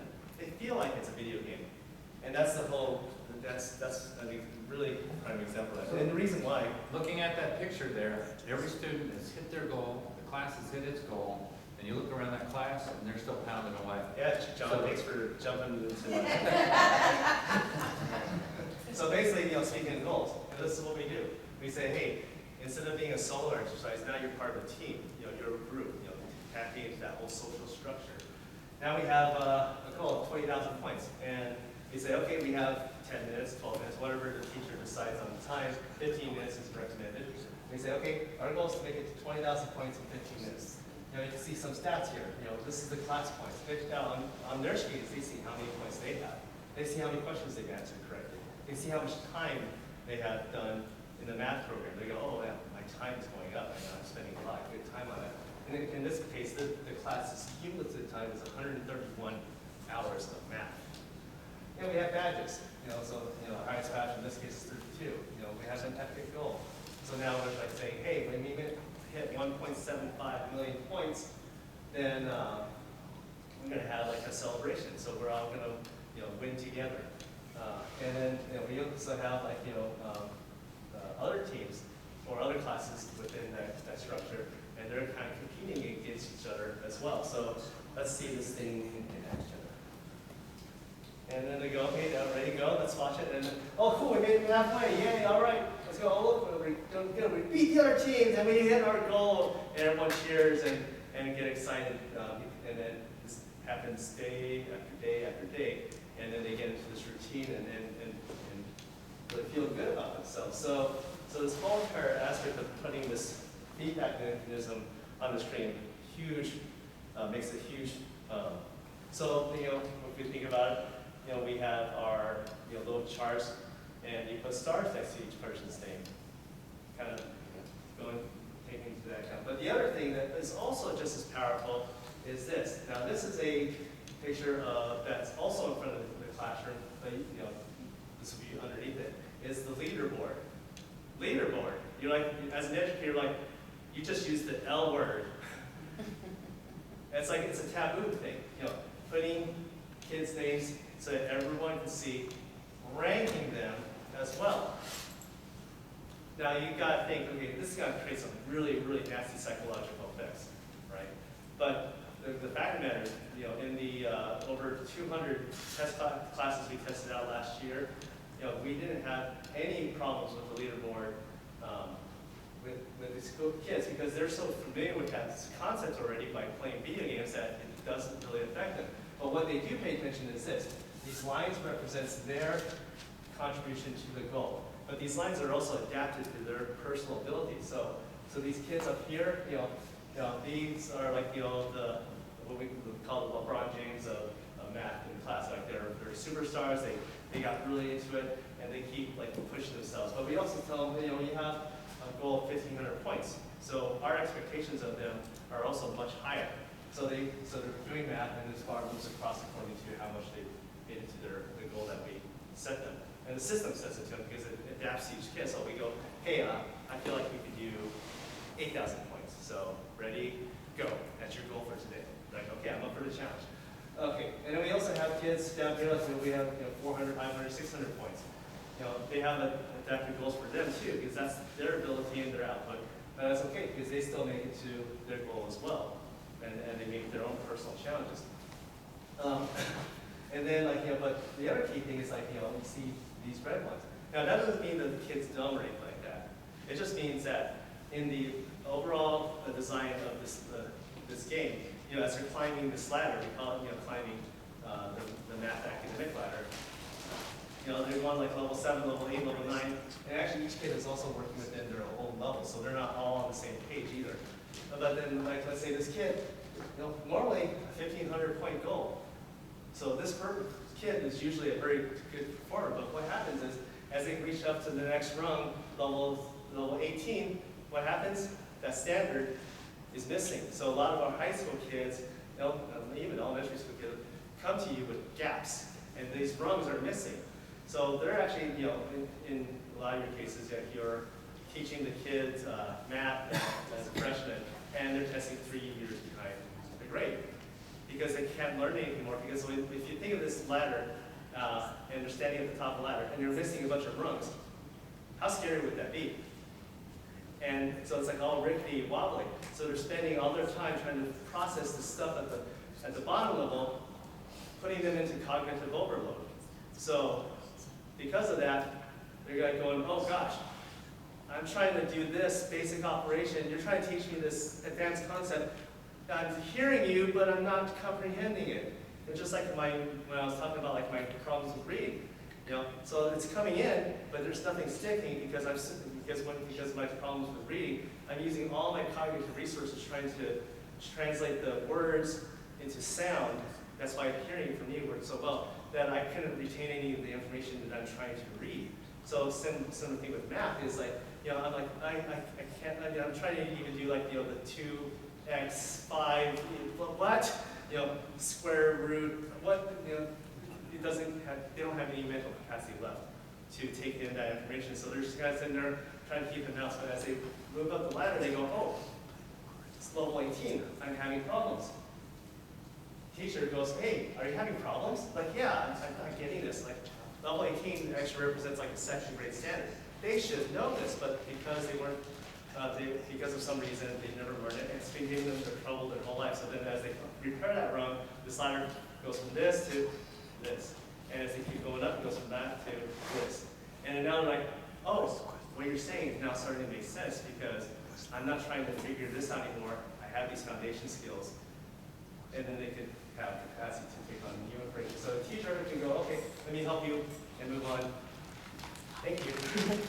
And yeah, you'll get the video so you can see what the rest of the cool things I'm going to show coming up. So to me, like what I call catering to the accelerated mind. Our brains are so powerful that we have the mental capacity to do so many amazing things. But in my observation of the world, growing up, we actually are limiting ourselves because we're trying to put everything in silos and rails. But let's say we break the silos, and we break the rails. We let the kids steam off at whatever their potential. Who told Usain Bolt that you can only run a mile in under 5 minutes? Who told him you can only run in under 2 minutes? No, he just does what he does. So if we imagine we were putting rails and saying, okay, kids, you have to learn in this model, this style, this pedagogy. So we're creating to the accelerated mind. Because as a gamer, first time I play a level, I know I'm going to suck at it, but I'm going to do it again, and I'm going to do it again. So in education, like, first time I tell you the information, I know you're not going to get all of it. You might get 20% of it. You might get 30% of it. But let's go over it again. Remediation. Let's go again. Let's go over it again. And then through multiple passes, that's how we learn. Not just one time sit, try to memorize, okay, cram it in. No, it's through multiple passes so that we're just getting a little bit more through each pass. That reminds me of, actually, that's, now I can think about it. I'm going to put a video clip of that moment in Tron, because you can remember the movie Tron, not the new one, but the original. And there's a scene where basically, as you're blipping in, like the first pass, you got part of you there. The second pass, more of you, and as you res in, you get the whole picture. That's a good illustration there. Awesome. I just thought of something new. All right, so this is really awesome. So with these kids with the accelerated minds, let's watch this video. And why did I just do that? Let's put it back to full screen. All right, so this is a game. This is Overwatch. Like so you're asking what Overwatch is. So basically, you're a character among many other characters, and then you have weapons. And you usually have 2 or 3 different weapons on you, so you can do different things. So this is a character called Blink. Now, this is one of my favorite characters too, and among others, for a good reason, because her special ability is to be able to blink. So that means I'm running at this guy, and then I hit the blink button, and all of a sudden I jump ahead like 20 feet. So I hit blink again, and I'm all over here. And I hit blink again, and I'm over here behind you. Ha ha, boom, and I shoot you. So that's blink. And she also has another ability called time warp. So like you're shooting at me, like I'm taking damage, I'm like, oh gosh, this is terrible, time warp. And I go back in time, and I get my health back, and then now I'm behind you because I was here before, and now I was there, but I was here back in time, and you're saying there, haha, shoot you in the back. Oh, this is nice because I didn't get a chance to describe this during the session. It's like, because it is utter chaos, which I'm going to demonstrate to you here. So that's Blink's ability, and she also has like other specials, so you power up, and you get the special ability, which is a super grenade, which blows everyone up instantly within a certain radius. Ooh, I'm out of breath. I was blinking too much. Oops, let's go back. Here we go. Play. So here we go, and look at my special power just activated on shooting. Hold on, going back in time. Okay, here we go, and now I'm shooting. I got this guy, I got like fastened in the head. Now there's a smoking right here, now shooting this big. Oh, I didn't think it's on. This is first behind me. This guy, okay, hold on. Okay, we got it killed. Alright, so now let's go ahead and I'm going to go over here. It's another thing. Alright, now I got there's guy. Boom, boom, alright, got the kill. And here we go. Let's shoot it back to back. Cycle. And then head. Oh, somebody's coming over it. So if you look at that, how do you go back? Honestly, like, oops, not that one. Let's go back. So wasn't that utter chaos? Now, who here can actually follow that? Anybody? Oh, cool, awesome. But for the rest of you, did that just look like total mayhem? Did you feel like you had any control of that? These kids do. So I'm going to play this again because I'm going to pause it at some point. So I did a much better job of pausing the video than my first one. That's because I'm too excited right now. Okay, so yeah, now you're getting a second time to look it over. Okay, so here we go. Let's do it again. Alright, so I'm going to, dang it, not that button. How come I didn't have this problem during my first time with Triple A? It was like so smooth. You see, okay, now look at it. You saw the blue surface. Somebody uses special power, which basically if you were to pass the blue surface, green light dies. Dang it! What the heck? but honestly, like, Sorry. Now third pass, you're going to get some more information and detail as you watch Just this. click on the slider where you want. Well, yes and no. There's something weird going on with videos. If I click on a slider, I'll crash PowerPoint. Oh, actually, wait, yeah, actually, I could do that. I just couldn't do that in the beginning as I started. Okay, so let's get this going in time. Okay, so we're just going to pause the game, and we're going to see what's going on. So as a kid, I played this game. So my objective is to shoot whatever's in the circle. I move the mouse to get there. Then the other thing I'm going to look at is like, oh, here's my health, okay? And I see that there's a blue blaze going on. That means I'm on fire. So that means the character's amped up and has special bonuses to damage. So that's good because as you continue to rack up more kills, you're going to increase your until you get to blaze mode. And then we have over here, like every time I kill something, you can see I eliminated someone. This is my special bar, so I'm watching this grow until it gets to 100%, and I can throw that special bomb which you saw earlier. These are my special powers. So every time I use a special power, it gets depleted, and I have to wait 8 seconds for this to refill, 12 seconds for this to refill. This is my ammo. So right now I have 12 shots left in the round, and then once it's depleted, I have to go through a reload process. So that means I can't continue to shoot. Over here we see, okay, here's the score. 1 versus 1. We're trying to capture a control point, so everyone's at like the 99% control. Over here we can see we're also paying attention to our teammates, so what level of health they are. Because if one of them goes down, that's going to affect my team. That means that our ability to defend or do something will be compromised, so then we have to change our tactics, move into the defense and the offense, and do various things. So like if a teammate goes down, they're like, okay, now we got to regroup. It's because if I'm standing out there and there's 6 against 4, there's no chance that I'm going to be able to survive that. And then rather than die, I'm going to pull back.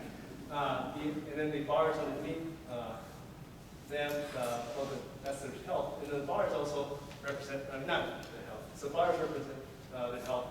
The numbers up here represents their specials. So if I'm in a team and I see that everyone is getting close to special, because it takes a while to build that special up, and when everyone's specials are at near 100%, then let's change the strategy to let's go and smash the team, because our special powers will enable us to do these amazing feats and destroy the team because we have that ability. And they also have the enemy team, so you can see that the enemy team here has 4 people down. So wow, let's take out these other two. This one's at 87%, so when I see this character, I have to be careful because if they hit 100%, they might use their special against me. This one's at 7%, okay, well then no problem. He has no time to build that up, so I'm gonna really go after this character. So you can see all this information, which I had to spend about like 2 minutes describing to you, is instantly fed into their brain and they're processing it in real time. Would you say, is that humanly possible? You know, as you were talking, I thought to myself, you know, we're looking at this with totally fresh eyes, and there are so many pieces of information that are coming at us. You know, I'm looking at it, and I'm seeing those guns for the first time. I'm seeing those stairs for the first time. I'm seeing the layout of the system for the first time. And so when I look at this video game, I don't know what information is important and what information is not important. I don't know what is a distraction and what's critical. And I never thought about, like with our students, we've seen the material so much that we know what's a distraction, we know what's critical, and the repeated exposure to it helps them to kind of just block out all of those distractors and focus in on the key information. Just like this guy, when he looks at the key information, all of those distractors don't overload his input senses. Yeah, really good analogy. That is so that's the beauty of this discussion. It's like this is your 3rd time sitting in my session. So you're doing 3? Yeah. So you're doing repeated passes. Like, who wants to sit through a session more than once? But I find that a lot of you, because like every single pass, like I've given the discussion like 4 times every year. And every year I see like the same faces. I'm like, well, you're here for it again? I mean, my information, I probably changed about 20 to 30% of it, but no, I need more exposure. I need more passes. Every time I sit through your session, something new pops in my head. So that's a brilliant observation, with the student, and kind of relate that to students, like, about how they could manipulate the information, understand what's most important, what's less a priority. But the answer to your question is everything is important to a league player, because they're just like a pro football player. If you're playing the Super Bowl, I'm not going to I'm going to do what I do, but I'm going to pay attention to the environment, and that's what makes them pro players versus the casual player. Like myself, I pay attention to probably 60% of the data that I just went over with you. Primarily, health, special abilities. Where the team is standing on the versus each other, control point, and then how my teammates are doing, whether I need to pull back or not. Hey, you had a real hand raised back there? Is there anything in my brain that's different? No, that's not a yes or no question. Is there anything in the construction or the background or at my age, how my brain is wired? Yes. That's different than your brain at 23 or whatever, okay, that says you're going to be better at this than I am? Well, short answer is yes, my brain is very different than yours. And I'm not 23. Thank you very much. So you had a question or an answer to that? Something that maybe speaks a little bit to that, because I was thinking, I don't ever have any opportunity to pay attention to this much input that immediate, and then I realized, no, when I'm driving, I'm paying attention to, and being an experienced driver, I'm paying attention to the road, I'm paying attention to all of the other traffic, and when you're in rush hour traffic, I'm paying attention to the signs, I'm sometimes paying attention to my GPS. I have a hybrid electric car, so it's like a little gamified, so I pay attention to how well I'm using and making that energy.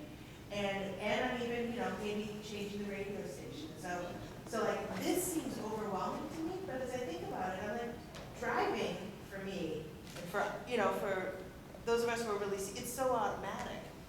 And it's just not, it doesn't seem as fast-paced, but we have the ability to do these kinds of things. So the, yeah. I'm a engineer background. Yep. Touch typist my whole life since high school. And I've played this game hundreds, if not thousands of times so far. Not this game. Well, not this game, the math game you saw there. You saw Durrani, who was our fastest student in this highly at-risk classroom. And my high speed is 58 on single-digit addition and subtraction. Yeah. His high speed was 81. Yeah. 81. So the answer is yes. That brain and Tiger Woods and Wayne Gretzky, the famous hockey player, are the only two athletes who've ever been featured as 5-year-olds on TV, you know, as spectacular athletes. So the answer is yes. But the thing that I've noticed in playing this, I study economics, and it has really helped me with being able to just look at numbers and to add them. We've started studying with these human calculators, and what we're finding out is we've got a lot to learn from them and how they go about doing numbers in their brain. It's phenomenal what they can do.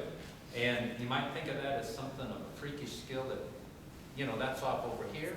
But what we're thinking is that we can impart this to almost all children, and they can go on to be phenomenal economists. Not just theoretical economists, but, you know, the or scientists, Albert Einstein. And if you know Albert Einstein's history, he was this great conceptual guy, but he had a lot of trouble with the mathematics side of it, the tensors and the vectors and all of that. So we think we'll be able to put it all together, the conceptual, everything else. So can you believe that we did something almost 2 hours? This feels like it was a really arduous 2 hours. I'm looking at my watch, I'm like going, wow. I mean, this expanded version feels really good because like I got to, but I still have like a bunch more slides to go through. So I have to go through it really quick. But I want to show this because this is one of our test sites that we did at a summer school just like a month ago. And you know, they spent 3 weeks, 4 days a week doing the program. So this is kids who went to summer school because they had to qualify for the next grade. So they were testing at this level of proficiency. By the end of 3 weeks, they were testing at this. The district requirement is here. Obviously, you know, you see it's at or above that. In 3 weeks. What the heck? So when we got that data back, we're like, how the heck did the kids make up that much ground in 3 weeks? Like, what happened? Like, you know, they just like, you know, come up with this like math serum. Well, actually, yeah, but the thing is, like, you know, when they incorporated the math game as an exercise during the summer school, well, it's actually freakishly high, the numbers. Like, you know, when you go to summer school, you expect that, you know, maybe a 10-point game, maybe 20 point. But this is the class's average. The class average went up to that much. So yeah, you know, so basically, you know, what you were describing, automaticity. That's all it is automaticity. And that's what we're doing, is we're creating new math and the ability to do math, turning it into automaticity.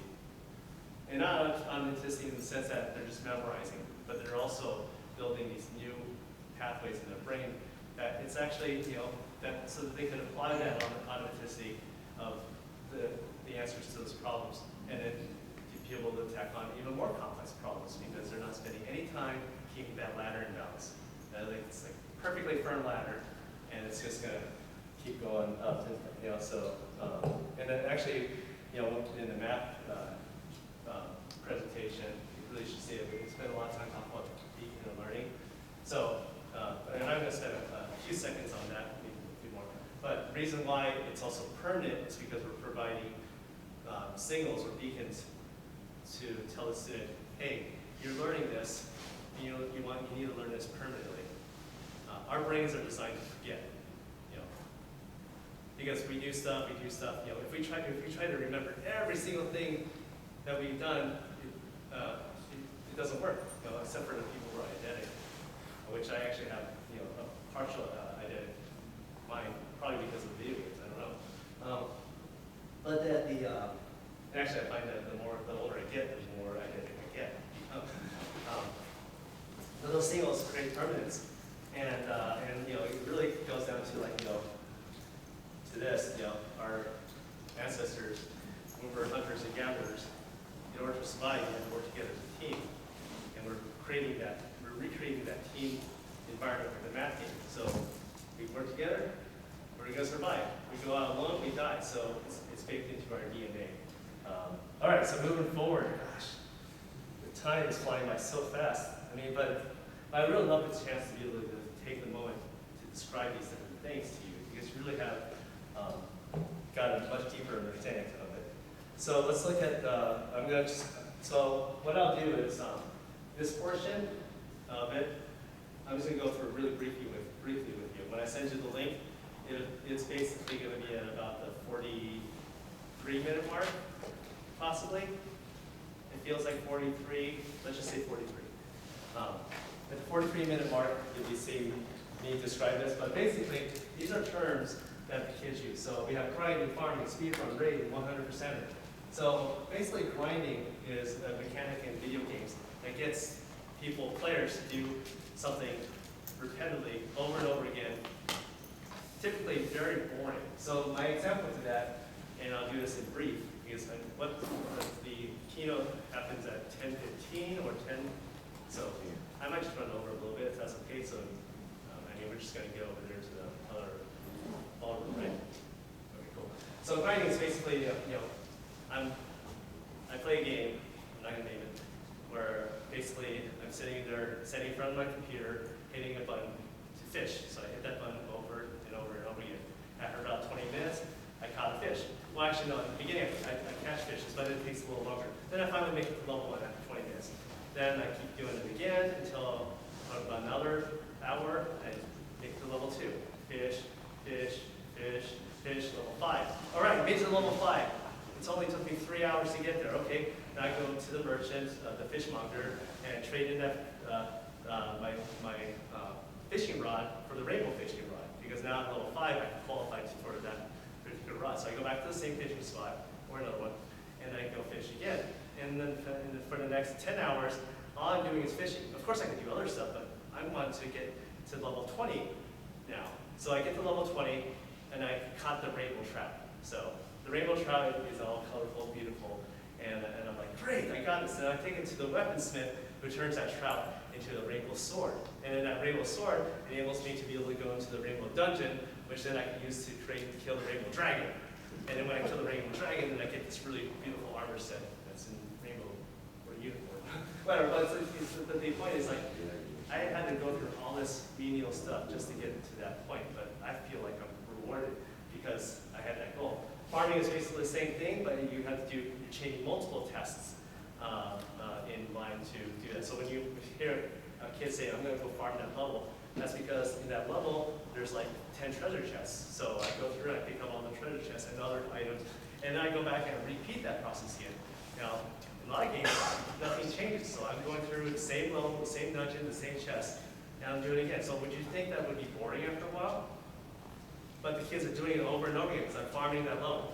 And because every time I go through it, I'm collecting more loot so that I can accumulate this treasure so that I could get better gear, so I could go to the next level and repeat the process over again.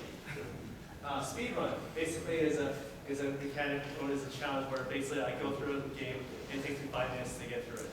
Then I talk to my friends, I post it on YouTube or Instagram, and they go, huh, 5 minutes? It took me 4 minutes and 30 seconds. I'm like, how the heck did you do that? And then we start this discourse, and then we start working together like, oh yeah, this is what I do, well this is what I do. So his time goes down to 4 minutes and 15 seconds, but I was able to take his ideas and go, okay, now I'm going to do it over again. Well, I'm changing up a little bit more time, and I get mine down to 4 minutes and 8 seconds. So isn't it awesome? A raid is like, very popular mechanic in like World of Warcraft. So when you hear a kid goes and say, hey, I got to go to a raid at 7:30. No, not a raid, a raid. You're like, okay, go have fun. So in order to do a raid, you have to the first coordinate time. So 7:30 Eastern Standard Time. Eastern Standard because some of my party members might be in China. Some of my party members might be in Europe. So basically, these people from all over the world get together. But before they do that, they have to, one person is a cleric, one person's a fighter or whatever. So they have different classes that fit different roles. But before that, each person also has to go pick up a special item from a different quest.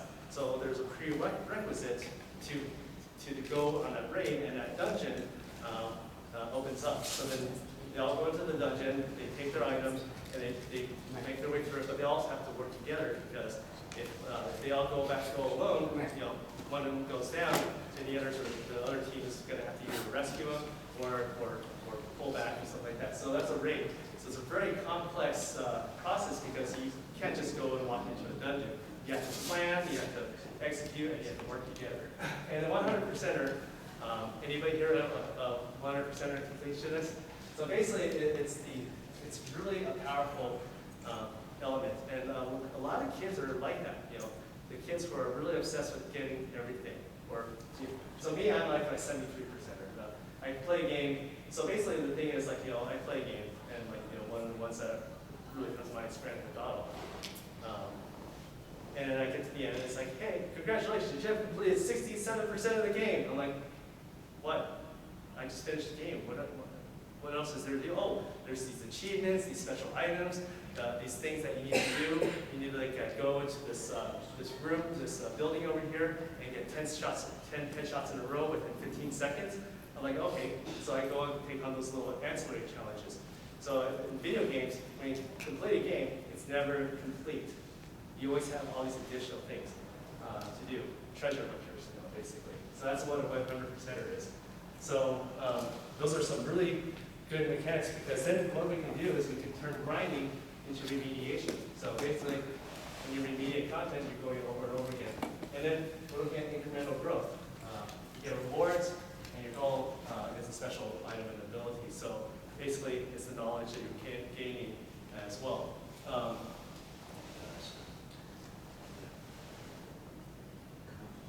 I thought I couldn't fill 2 hours. What was I wrong?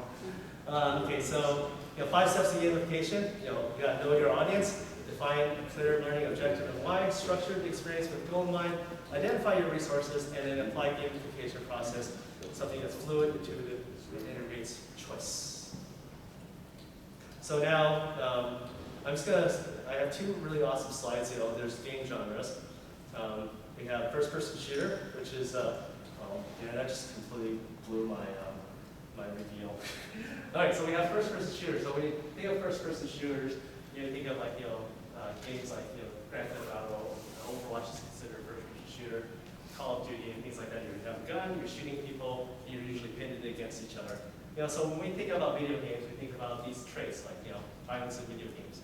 These kids who play these games are aggressive, they're bullies, they're vindictive, all these different things. But then reveal. Pretending you didn't see this earlier, they're also very perceptive. They're team players. They have fast reactions. They're adapted to situations changing all the time. So if you think back to that video that I showed you, did that kid have any of these traits? All of these traits? All these traits in spades? So what these next slides are, basically you think of these what we think a video game player would be, to what actual skills there are, and then we can tap into those skills. So MMORPG, which stands for Massively Multiplayer Online Roleplay Game, which is a game where basically you're playing as a role, and then you are working with not just you're in the world not with just dozens of characters, but thousands of characters, sometimes hundreds of thousands of characters in the world. So World of Warcraft is one. Dota is also a very popular one as well. Defenders of the Ancients. So when you think of these kids who play these games, you're sitting in front of the computer for 1 hour, 2 hours, 5 hours, 8 hours. Gotta go to sleep. Okay, in a minute. You think of them as reclusive, passive, antisocial. But really, what they're building in their skill sets is they are a team player. They're working with other characters from around not just the state, the city, or they're working with them around the world. They have a strong sense of economics. So when they play these games, a lot of the world is based on economics. So this sword I have here might be worth 500 gold. If I go to a different region, it might be worth 600 gold. And it's always based on supply and demand. So if there's a lot of items to serve a particular item, that item becomes the value. But if something's more scarce and rare, then that item's value goes up. And that changes constantly through these online games. Because, and in fact, there's an economist that has studied Eve, which is an online business space game. Because all you do is you're sitting in front of a computer, you're looking at your cockpit, and you're running a corporation. Whoa, it sounds like so much fun, but it actually is. And they have economists studying the economy of Eve and how that economy fluctuates based on player behavior, actions, and then sometimes special events changes the economy as well. There's like this huge battle that happened 2 years ago that actually made news, gaming news, of course, where one corporation went after another corporation. 30% of the world's economy, the universe's economy, got obliterated during that battle. And that affected the entire game universe. And you think that, we have our economies and stuff like that, but the gaming universe, and the economists have started studying that because it very closely mimics real life. And that's just amazing. So they're goal oriented, digitally social, and they're decision makers, and they're planners as well. So they have to make a very distinct plan. Like I'm going to play this game, but I want to be a warrior mage. Not just a warrior, but a warrior mage. So I have 2 specializations. So but in order to do that, I have to do these certain tasks. And I have to also do these, do these certain actions. I have to fish a lot. And as I increase my fishing skill, I can go down that career path. But then I also want to go down this career path too. So then I have to also do these actions as well. So I'm planning to do that. That's my career path of choice. And these are the steps I need to get there. So there are other genres as well, which are going to be in this PowerPoint deck, which I'm going to email you. But then the last thing is here, this is really awesome. Go to this website, gametree.me. Basically, or just Google Gametree, that's easier that way. Basically, you know Myers-Briggs, right? So there's at the site they have the Myers-Briggs of gamers. So basically, if you look at each of the categories, you can actually kind of if a kid plays a certain type of game, they have different traits. So then with this, just like in Myers-Briggs, if you know that they're an ISTJ, then you can kind of have an idea of their personality type in the games that they play. For me, I'm INTJ, so I am visionary mastermind. So that's my personality trait. Those are the type of games that I like to play. The other one is Quantic Foundry, which is a really awesome site.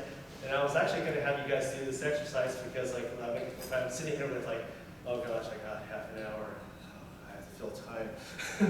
I wish I did not. This actually asks you, it's a 5-minute questionnaire that asks you about the games that you like. So you should take it just to see what you score. And then you should also have your kids take it to see what they score. But what it does, it paints a picture of them based on the games they play rather than silly survey questions.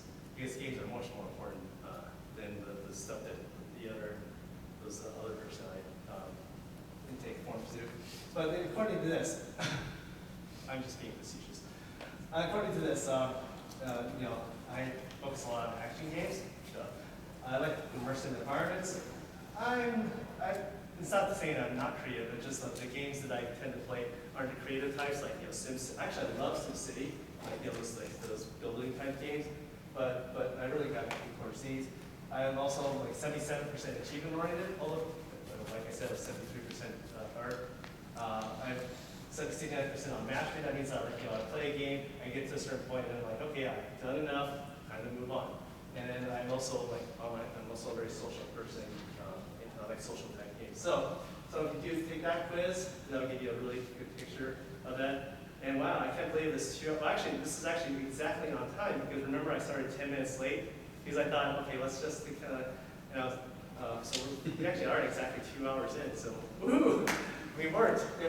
Okay, so did you guys have fun? Yeah. Can you believe that 2 hours went by and it wasn't too bad, right? Truth. Okay, thank you. So thank you so much for coming. Please fill out the survey, and when I send you an email, I'm going to ask, should I do this again as a deep dive, or should I just stick to 1 hour? Well, actually, let me just ask you this, should I do this again? Yes. Okay, cool. I have 3 yeses. That's an overwhelming majority. Thank you so much. I really appreciate this.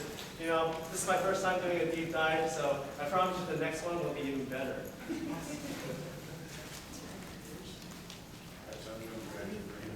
Yes.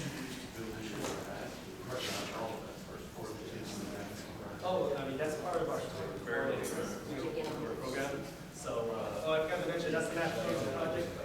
But that's the software that we designed. So, I mean, it was built over 8 years long before I was programming and coming up with different ways. But the actual leaderboard is actually going to come into existence in its current iteration until March. Was it March? Yeah, March of last year was. So language that's coded in is We have to go get Go farms, that's farms. exactly, because Go is a brand new language created by okay. So only a handful, not handful, but comparatively to Joomla or Java. I mean, you and I can do one of the. Python, I think we could be, it's only a handful. Do you? Programs. Good to see you. But it's super powerful, because basically imagine programming language not based on all the old archaic handicaps, and allows you to do so much more. And you also tap into the Google analytical engines, which you don't have to do with much. You know, it's kind of like Amazon Cloud Developer, but Google is so much better. So yeah, if you wanted to build something like that, it might take you a lot. Yeah, I think that's sort of, there's an effective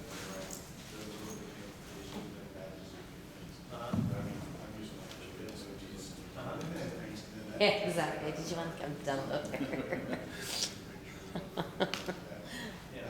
Thank you very much. Oh, thank you. Thank yeah. you. Thank you. Yeah, that's great. And we're all exploring together.